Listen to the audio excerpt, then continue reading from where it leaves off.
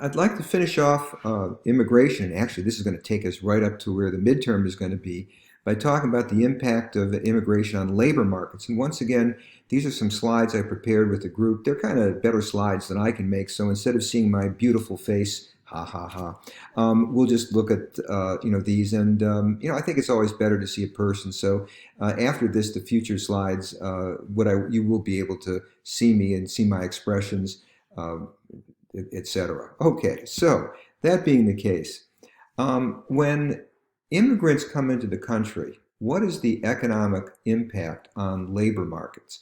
Well, it depends on the type of immigrant. If they're similar to the native-born population, it'll affect everybody equally, but one of the things that we saw in the previous video was that they're not similar. In other words, the immigrants tend to have a much higher percentage of low-skilled, those without a high school diploma, workers. The result then is it increases the supply of low-skilled workers. It's actually those people without a high school diploma or those with only a high school diploma that are most impacted by immigration because of the large number of immigrants, especially undocumented ones, that come in without a high school diploma. So when we read Cut Loose, one of the things we saw that there clearly, people were having problems finding jobs. Well, if you didn't have skills, you could easily be undercut by an immigrant worker. In general, it's the low-skilled workers that are hurt by immigration. The high-skilled workers, well, these are people that find out that there's not as much competition as we saw. There clearly are people coming in with college degrees. That is some competition. But as there's a lot more low-skilled workers, what this winds up doing is it brings down prices. Firms now find, hey, we can, look at a fast food restaurant. They can hire a lot of people at low wages. So if you're a high-skilled worker, the next time you go to a restaurant, you find out that prices are cheaper because of the immigrants that have come to the country, lowering the prices of the cost of unskilled labor. The same thing with nannies, same thing in construction.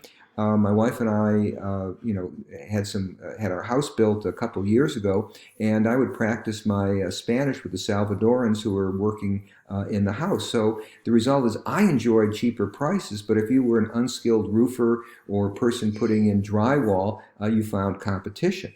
Now, suppose we take a job that's dirty, dangerous, and low paid, working in a slaughterhouse.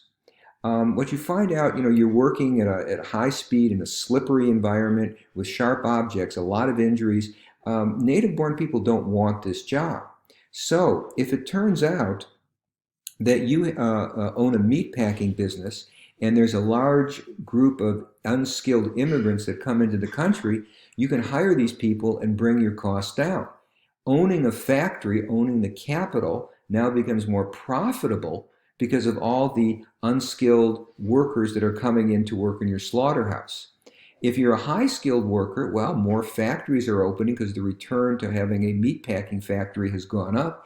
They need people to deal with the machinery when it winds up when it's breaking down, reprogramming it, fixing, installing it. So if you're the owners of capital, when all of this unskilled labor comes in, you're better off. You can have more capital, more machinery because it's profitable, and that means you're going to have high-skilled workers that are going to be taking care of the machinery. The native-born unskilled workers, those are the ones that are suffering.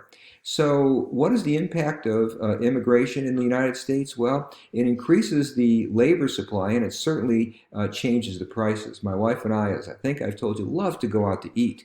And we find out that a lot of the restaurants we go to, the prices are relatively cheap because of the immigrant labor.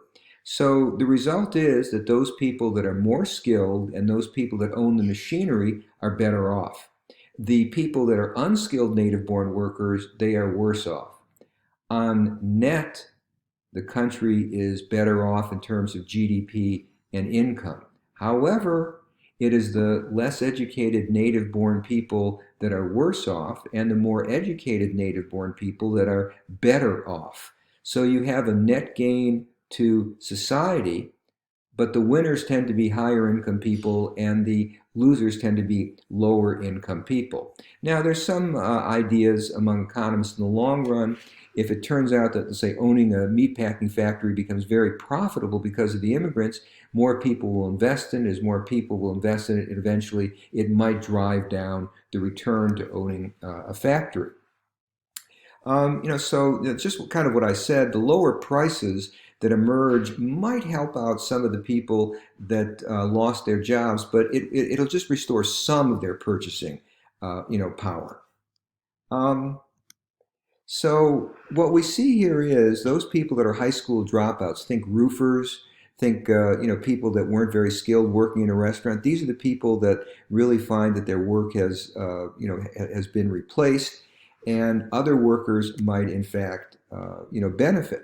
Now there's a case, even if you're an unskilled worker, if you're the only one working in the kitchen or as a busboy that speaks English, you're the one that can perhaps be the one in charge. So sometimes it will help. And clearly, if there's an increased demand, if we have more people in the country, they're buying, more goods and services, the result is it might help all workers. But in general, it still is the less educated workers that wind up suffering. And if you look at this, some research has been done. And what we find out is that when we have an inflow of low-skilled workers into the United States, the people that are most affected by that are other recent immigrants. Immigrants tend to have the biggest impact on other immigrants. The next group that's most affected is disadvantaged minorities. So minorities tend to be affected, and after that, native-born high school dropouts. Last point that I think you'll find kind of interesting. As you know, we talk about the fact Ohio Wesleyan, there's a great deal of interest in entrepreneurship. So if you look at people that are self-employed, what you'll notice is that the rate of self-employment is higher for immigrants than it is for the native-born population. A lot of these will be real small businesses. You can think of, for example, somebody owning a food truck or something like that, a cleaning business, somebody who's working self-employed as a house cleaner, as a nanny, landscaping, whatever. But actually, the rate of self-employment is higher. So I guess I'd say the key takeaway is the nation as a whole, on average, is better. But you always have to remember about averages. They tell the story of a statistician who drowned in a river that was on average only 6 inches deep. On average, the country is better off, but the gains, this is because the gains of the higher income people, the more educated people, are greater than the losses to the less educated people, the lower income people. Okay, so that's it. You guys should be all ready for the midterm now. Take care.